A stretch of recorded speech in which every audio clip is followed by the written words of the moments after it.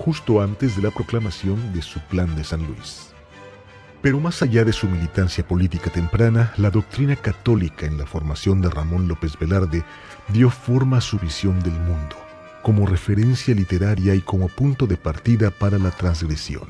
López Velarde, a diferencia de la mayoría de sus contemporáneos, tenía una sólida formación como seminarista, que le permitió un conocimiento más sistemático de los asuntos de la fe y el imposible cumplimiento de los mandamientos, que en su poesía es lo permanente. Y entonces también platica de la relación que establecen con Eduardo J. Correa, que lo llama el literato sancionado del lugar, porque, bueno, pues Correa tenía sus propias publicaciones, era un gran editor, publicaba revistas y suplementos y, bueno, periódicos literarios, y además él mismo era escritor. Además, bueno, estaba en lo que es del Partido Conservador, era católico, entonces, pues también había como de alguna manera una vinculación también por las propias ideología, ¿no? López Velarde conecta en forma muy natural con un cierto movimiento de escritores católicos que en Francia prosperaron, como fueron Georges Rodenbach, que más bien es belga, bueno, en el universo de lengua francesa, Émile Verhaeren, y él es, digamos, heredero de esta, Francis Jammes, heredero de esta sensibilidad que va a irse a escuchar los pasos o a contar los pasos en el ámbito de la provincia. Jerez quizá no era levítica, pero sí ultraconservadora, de la que López Velarde bebió, y sus padres, Guadalupe López Velarde y María Trinidad Berumen, eran fieles seguidores de los dogmas y la doctrina católica que le inculcaron desde que aún no alcanzaba la edad de la razón. Sus padres provenían de una clase media provinciana con la prosapia de los agricultores y mineros, como dice Guillermo Sheridan en Corazón Adicto, La vida de Ramón López Velarde y otros ensayos afines, libro en el que su investigación enciclopédica sobre el poeta jerezano, sumado a los hallazgos de textos inéditos, contextualizan y recrean la vida religiosa del niño Ramón. Todos los aromas a iglesia, incienso, espantos y evocaciones entre lo puro y lo blasfemo que signaron el alma de Ramón Modesto López Velarde para siempre, le vienen de la herencia añeja de su hogar en Jerez, Zacatecas, en la que nació el 15 de junio de 1888, muy cerca de las iglesias y plazas que evocará en su obra poética. La casa donde nació Ramón está a solamente unos 20 metros del templo parroquial.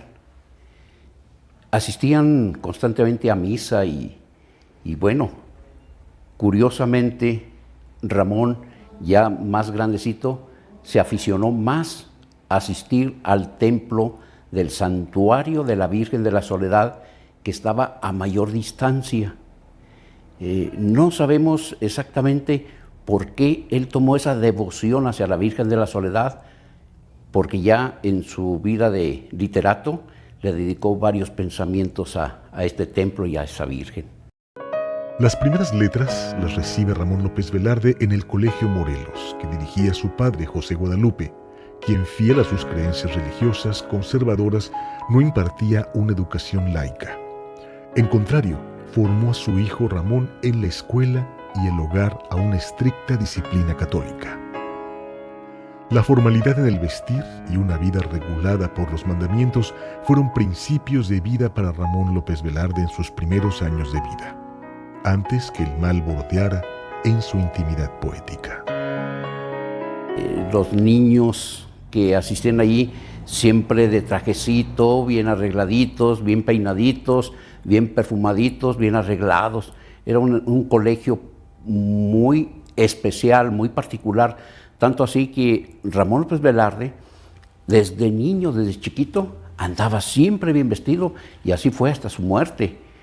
La familia de Ramón López Velarde estaba dentro del grupo de conservadores, de las familias bien, Pero aquí en Jerez el liberalismo fue muy fuerte, muy sonado. Los jefes políticos pertenecían a esa corriente liberal. Había sus desencuentros con la Iglesia Católica. Fuensanta, imán escapulario, en la que según Octavio Paz, Ramón López Velarde concentra todo su contradictorio erotismo, devoción religiosa, inocencia aldeana y sexualidad sacrílega. Emerge del ambiente dominguero en el joven poeta. Puede mirar las mujeres caminando por las estrechas calles de Jerez, pero sobre todo de las mujeres no prohibidas, que le está permitido mirar de manera fraterna, aunque él no lo hace, como Josefa de los Ríos o la prima Águeda. El ambiente conservador de la ciudad de Jerez y las auras religiosas de la vida cotidiana son sus fuentes que él va eligiendo para moldear sus ideas, sensaciones sobre la vida, la muerte, el amor, la pasión, como él recoge en un poema temprano titulado La gracia primitiva de las aldeanas. Amo vuestros hechizos provincianos, muchachas de los pueblos, y mi vida gusta beber del agua contenida en el hueco que forman vuestras manos. Y continúa el poeta jerezano más adelante. Mi hambre de amores y mi sed de ensueño, que se fatigan en el ignorado grupo de doncellas de un lugar pequeño. Un grupo de mujeres que formaban un grupo musical y que visitaban a los parientes, a los vecinos, y tocaban. Ese grupo era muy especial, porque era con las muchachas de las mejores familias, y iban a tocar, de manera amistosa, quien declamaba, quien cantaba, quien tocaba un instrumento. Ese era el ambiente de Ramón López Velarde. Bueno, la mujer jerezana, muy independientemente de su belleza física, era espiritual. Su presencia en la sociedad era muy recatada, siempre con un rebozo, cubierta con un rebozo, y la espalda bajada hasta el huesito. Es decir, que la mujer jerezana era virtuosa. Su belleza espiritual es descrita en varios poemas de Ramón López Velarde. Tanto así que Ramón López Velarde llegó a enamorarse de una jerezana de Fuensanta, así la llamó él. En los vaivenes y búsquedas de una vida mejor para su familia, José Guadalupe López Velarde es nombrado notario en la ciudad de Aguascalientes, por lo que desplaza a la familia de Jerez en 1898. La Aguascalientes que vive Ramón debe haberle deslumbrado, tanto como unos años después lo haría la Ciudad de México. La ciudad era un polo de desarrollo industrial con la grandiosa fundidora de los Guggenheim y los talleres del ferrocarril, la Compañía Telefónica de Aguascalientes y más adelante la Compañía Eléctrica de Aguascalientes inauguraría el servicio de tranvías eléctricos en 1904. Ramón llega a esta ciudad cumplidos los 10 años de edad. Es una ciudad moderna, pujante, con intensa vida cultural y aires cosmopolitas, rico en publicaciones, por mucho más liberal que su natal Jerez. Y en lo íntimo continúa sus estudios en un ambiente más relajado, casi el paraíso. Pues tenía 10 años, porque llegó aquí en 1898 justo, tenía 10 años. La familia se traslada a vivir aquí a Aguascalientes y él se viene con su padre, con sus hermanos, los que ya habían nacido, y entra a la Escuela de Angelita. Tiene un hermoso texto, la prosa que es la Escuela de Angelita, que justo platica que los niños principales iban a las escuelas para niñas. Y entonces, bueno, para él, en el texto lo dice, es un deleite, porque está rodeado de mujeres, porque lo tratan bien, porque las ve y se maravilla, y aprende muchas cosas. Entre ellas, bueno, es lo que comenta, aprende a valorar a las mujeres, porque al final las encuentra todas, como también lo dice, a todas bellas y a todas favoritas, a partir de ese primer contacto. Y después termina este año ahí y se va a la escuela de Sóstenes Olivares, donde no hay mucha referencia, no platica mucho, no tuvo que haber sido tan grata la estadía en esta escuela, porque bueno, ya era una escuela para niños, donde también se veían oficios, y después de ahí, para 1900, se traslada a Zacatecas, al seminario de Zacatecas, para estudiar allá. A los 13 años, el adolescente Ramón López Velarde es enviado a estudiar al Seminario Conciliar de la Purísima de Zacatecas, hoy sede del espléndido Museo de Arte Abstracto Manuel Felgueres, donde inicia el conocimiento de los claroscuros de la religión católica y los misterios de la pasión. Pero también estudia con intensidad el latín, adentrándose en la literatura latina, y con el conocimiento de la teología descubre los sinuosos caminos de su alma. Además, sus andanzas de fines de semana por la señorial Zacatecas, rica en arquitectura barroca, civil y religiosa de cantera labrada, y en los paseos por los jardines de la ciudad, le dan oportunidad de mirar a través del ojo del seminarista a las bellas paseantes. Quizá alguna golosina era su único contacto con la vida mundana. Zacatecas era en esa época sede de seminarios y conventos, en los que se preparaban a los futuros catequizadores y misioneros que recorrerían la geografía mexicana del noreste.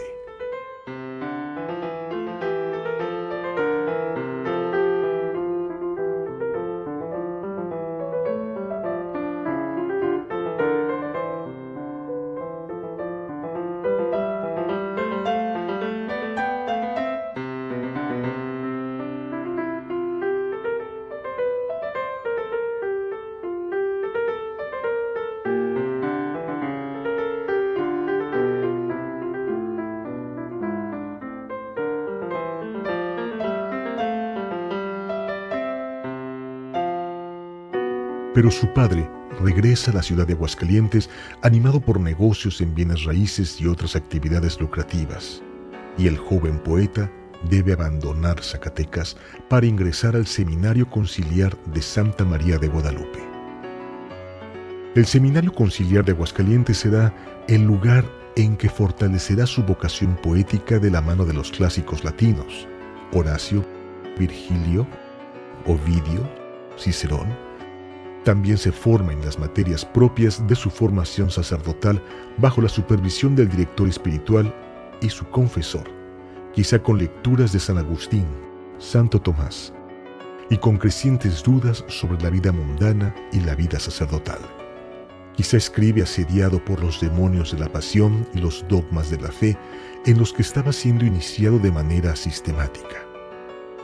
El Seminario Conciliar, en definitiva, lo preparó para los oficios literarios que acometerá en su futura vida literaria. Y en el 2 regresa a Aguascalientes en 1902 para estudiar en el Seminario Conciliar de Santa María de Guadalupe. En este seminario está un par de años y yo creo que son años muy importantes para la formación académica. Estudia francés, estudia algo de inglés, pero básicamente el francés, y en donde realmente es un gran estudiante, un buen estudiante es de latín.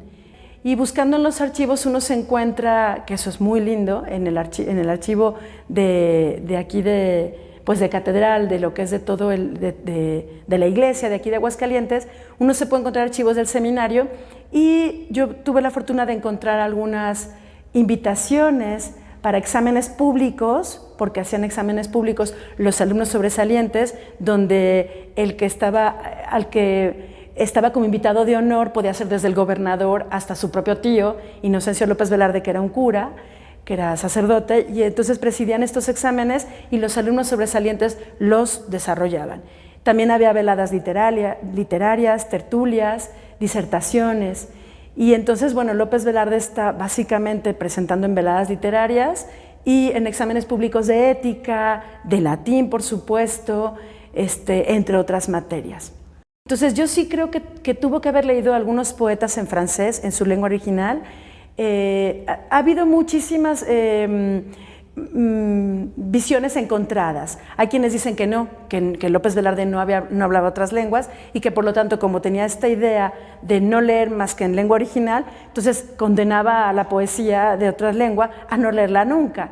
Yo creo que eso es demasiado arriesgado, porque si tenemos el latín, que el latín lo estudió bastante bien y que incluso, bueno, presidió la propia Academia León XIII, que solamente los sobresalientes en esa área podían presidirla, pues me habla de que conocía bien el latín y que entonces el latín le podía dar herramientas precisamente para leer francés, para leer portugués, para conocer bien la lengua castellana. Entonces, bueno, no me voy a atrever a hablar del portugués o de otra lengua romance, pero sí hay testimonios de que estudió francés, que estudió tanto en el seminario como en el Instituto de Ciencias. Entonces, pues tenía que haber leído de alguna parte que le llegaran estos textos y que los tuviese. Textos que además llegaban en revistas, que eso es muy importante destacar. La formación en teología y filosofía es prometedora para el aspirante a sacerdote Ramón López Velarde. Pero hay en él un deseo de estar en el mundo. Aguascalientes ofrece un mar de posibilidades, más allá de los aromas a incienso, música sacra, salida de los tubos del órgano. Hay en él religiosidad y ansias de mundanidad, aunque la ciudad esté cercada por iglesias y más iglesias. En 1905, Ramón López Velarde huye de la vida monacal y se inscribe en el Instituto Científico y Literario de Aguascalientes para transformarse en un joven bachiller que puede deambular por el Parián, el Jardín de San Marcos, las iluminadas calles que rodean la catedral. Espacio en lo que antes había caminado José Guadalupe Posada, el grabador del imaginario popular mexicano. Manuel M. Ponce, tenaz y talentoso músico que dio bases certeras a la música mexicana, la vernácula y la clásica. Y por supuesto, su entrañable amigo Saturnino Herrán, con el que compartió la búsqueda de nuevos senderos del criollismo mexicano. Pléyade de talentos marcados por el infortunio personal y bendecidos con los signos del arte mayor. El bachiller López Velarde tenía 17 años, la edad vulnerable de los sueños indeclinables y el despertar de la piel. Estaba ante una experiencia nueva. Los estudios laicos aparecieron y con ellos las primeras inquietudes mundanas que, en un tiempo breve, habrían de manifestarse, provocándole los primeros conflictos emocionales. En esa época, Aguascalientes era una ciudad con una animada actividad cultural y literaria. Rápidamente, López Velarde entró en contacto con escritores y artistas como Enrique Fernández Ledesma, Pedro de Alba y Eduardo J. Correa. Esto le permitió publicar algunos de sus primeros escritos en los periódicos que se publicaban en Aguascalientes a principios del siglo XX. De hecho, López Velarde inició su carrera literaria en un periódico dirigido por Eduardo J. Correa, El Observador, en donde tenía una columna titulada Semanales, la cual estuvo a su cargo entre mayo de 1907 y junio de 1908. Crucial en su futuro literario fue el apoyo a la segunda época de la revista literaria Azul, dirigida por Manuel Caballero y apoyada por su mentor Eduardo J. Correa, que creó un cisma en la Ciudad de México, en la que los ateneístas movilizaron plumas y masas para defenestrarla, como magistralmente lo describe Gabriel Said. Desde ese momento, los ateneístas lo mirarían como un católico y conservador militante, aunque muchos de ellos confesaron, al filo de la muerte, creer en Dios. En el fondo, su padre le prohíbe publicar poemas para que tenga una carrera de bien, pero el joven poeta, fuera de los muros del seminario, ha encontrado su vocación. Aguascalientes le fue fértil en el aprendizaje y conocimiento del arte poético, que junto con sus amigos del Instituto de Ciencias, Enrique Fernández Ledesma, Pedro de Alba y José Villalobos Franco, vivieron la efímera empresa de una revista literaria, Bohemio.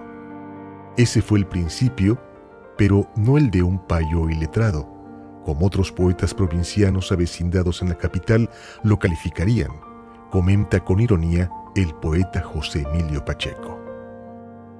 Se encuentra con Enrique Fernández Ledesma, se encuentra con Pedro de Alba, que para mí son, bueno, de los dos grandes amigos, grandes personajes.